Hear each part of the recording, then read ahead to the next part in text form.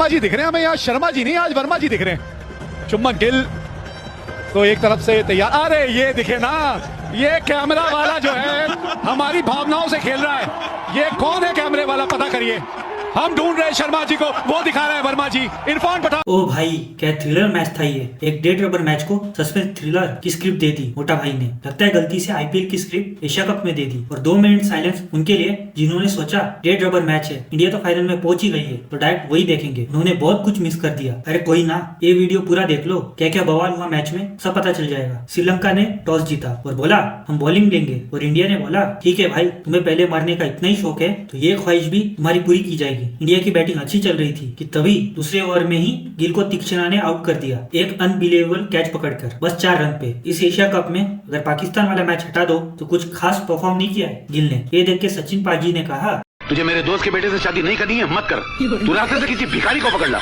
मेरे किसी दुश्मन को पकड़ ला, उसके साथ मैं तेरी शादी करा दूंगा, मगर इस मक्कार के साथ कभी नहीं, नेवर।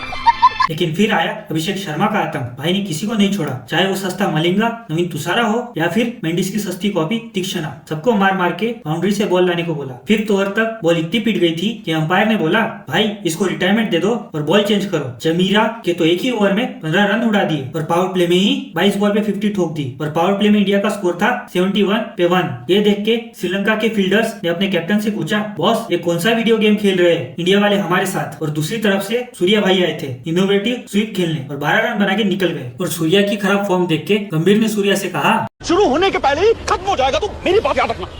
तेरी रेपुटेशन है ना बुरी से और बुरी होती जा रही है और तुझे पता भी नहीं चलेगा कब लोग तुझसे नफरत करने लगेंगे। क्या हो गया है तुझे जे हाँ? क्या बनता जा रहा है तू?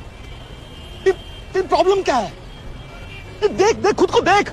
अभिषेक तबियत से सबकी धुलाई कर ही रहा था कि श्रीलंका के कैप्टन श्रीलंका ने फाइनली अभिषेक को 61 पे पकड़ लिया और श्रीलंका को थोड़ा सुकून मिला। लेकिन जाते जाते अभिषेक एशिया कप के हिस्ट्री के सबसे ज्यादा रन गेटर बन गए, 309 रन बना के, वो भी 204 के स्ट्राइक रेट से। और पीछे छोड़ दिया व्हाइट लिपस्टिक को जिनके 281 रन थे 117 के स्ट्राइक रेट से। इन दोनों में तो कोई कंपैरिजन ही नहीं है, एक आसमान में है और दूसरा पाताल में घुसा पड़ा है। लेकिन अभिषेक के आउट होते ही मैच देखने का मन नहीं करता आजकल। इतनी बुरी आदत जो लगा दी है हर ओवर में 2 से 3 बाउंड्री देखने की।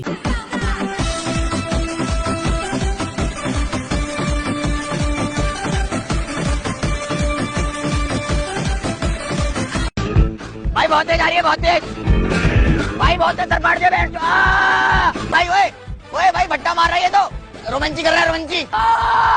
लेकिन अभिषेक के आउट होते ही सैमसंग और तिलक वर्मा ने इनिंग संभाली और हर ओवर में एक बाउंड्री मार के 10 का रन रेट मेंटेन कर रहे थे। इसलिए इंडिया का स्कोर था 10 ओवर के बाद 100 पे 3 विकेट। सैमसंग भाई तो हसरंगा के पीछे ही पड़ गए थे, हर ओवर में एक छक्का मार रहे थे। और आरआर मैनेजमेंट का गुस्सा अपने आरआर के टीममेट हसरंगा पे निकाल रहे थे 6 मार के, और साथ में सनाका को भी छक्का मार दिया। लेकिन उसी ओवर में आउट हो गए 39 बना के 23 बॉल पर। देखा ना गंभीर भाई, सैमसंग को सही नंबर पे खिलाने का नतीजा। क्या फास्ट एंड फ्यूरियस वाली इनिंग खेली है, वरना गंभीर भाई को तो बस एक्सपेरिमेंट करना है। इतना एक्सपेरिमेंट का शौक था, साइंटिस्ट बच जाते, कोच नहीं। अरे बाप रे, ये तो धोती खोल रहा है। और 6 नंबर पर हार्दिक भाई आए और जमीरा को कैच प्रैक्टिस देके सिर्फ 2 रन बना के चले गए और कहा इनको आज मैं बॉलिंग में देखूंगा। पर क्या कैच पकड़ा जमीरा ने अपनी ही बॉल पे उल्टी तरफ भागते हुए। और एंड में तिलक वर्मा 1 रन से 50 मिस कर गए। पता नहीं ऐसी सिचुएशन में तिलक ऑटोमेटिकली आगे कैसे आ जाते, पहले वेस्ट इंडीज टूर में और अब एशिया कप में हमेशा 1 रन से रह जाते हैं, मतलब 50 के लिए तरस जाते हैं। लेकिन दूसरी तरफ अक्षर भाई ने लास्ट बॉल पे 6 मार के टीम का टोटल 202 तक ले गए। इस साल एशिया कप में पहली बार गया टोटल 200 के पार और इंडिया ने टारगेट दिया 203 का, एकदम मसालेदार score.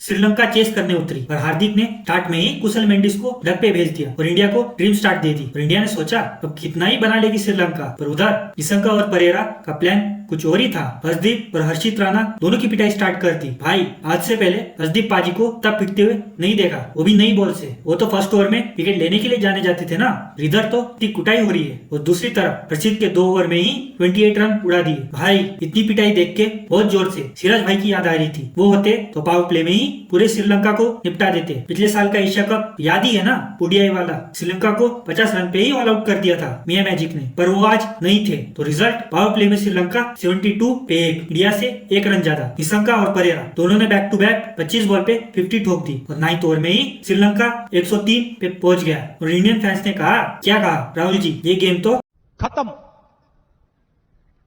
Bye bye, ta-ta, goodbye, गया।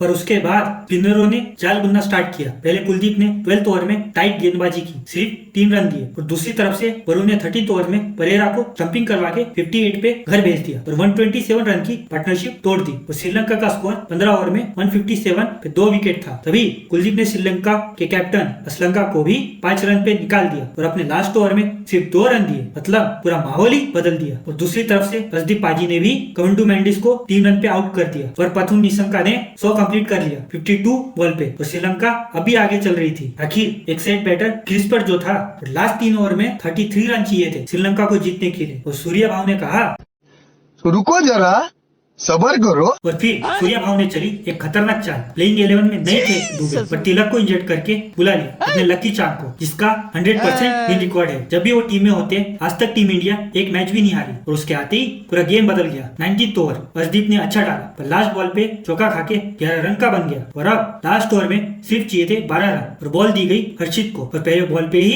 निशंका को आउट कर दिया 107 पे। फिर 3 बॉल पे चाहिए थे 9 रन और सनाका ने लिया 2 रन भाग के। अब बचे थे 2 बॉल पे 7 रन। श्रीलंका का एज लगा और बॉल गई सीधा 4 रन के लिए। अब श्रीलंका को जीत के लिए 1 बॉल पे 3 रन चाहिए थे पर श्रीलंका ने लगाई डाइव 2 रन के लिए और उठ ही नहीं पाई। हर्षित से तो बॉल फंबल भी होके दूर चली गई थी। 3 रन हो सकते थे और श्रीलंका मैच वही जीत सकता था, पर 2 रन ही मिले और मैच टाई हो गया। ये देख के सनत जयसूर्या ने कहा, अभी तुझे गद्दा चाहिए, गद्दा मंगाऊ गद्दा, सो जा तकिया बक्या लगा के गद्दा बद्दर ओढ़ के, बार बार गिरने का प्रॉब्लम ही नहीं ना।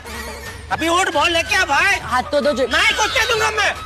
दोनों टीम का स्कोर 202 पे 5 विकेट था। अब सुपर ओवर का टाइम आ गया था। श्रीलंका ने बैटिंग करने उतारा परेरा और सनाका को और इंडिया से बॉलिंग करने आए हर्षदीप पाजी और पहले बॉल पे ही परेरा को आउट कर दिया और फिर कंफ्यूजन और ड्रामा स्टार्ट हुआ। उसे समझने के लिए तो 7 जन्म भी कम पड़ जाएंगे। हर्षदीप पाजी ने अपील की, पीछे से सैमसंग ने सनाका को रन आउट किया, अंपायर ने आउट दिया कॉट बिहाइंड का और सनाका ने रिव्यू लिया, बॉल बैट में नहीं लगी थी तो वो कॉट बिहाइंड से बच गए। लेकिन जो रन आउट किया था सैमसंग ने वो नहीं माना गया क्योंकि अंपायर ने आउट दिया था तो बॉल डेड हो गई थी। पर अगले ही बॉल पे हरदीप ने दोबारा सनाका को आउट किया और श्रीलंका सिर्फ सुपर ओवर में 2 रन बना पाई और इंडिया की तरफ से बैटिंग करने आए सूर्या और गिल और बॉलिंग डाली हसरंगा ने और सूर्या ने पहले ही बॉल पे 3 रन भाग के रन चुरा लिया और इंडिया ने बड़े आसानी से मैच जीत लिया और अभी तक एशिया कप में अनबीटन है। चलो मिलते हैं सीधा फाइनल के बाद। साला अंपायर खुलेआम बेईमानी करता है। अरे कॉट बिहाइंड नहीं तो रन आउट तो था। अरे हट, अभी आउट करता हूँ अगली बॉल पर।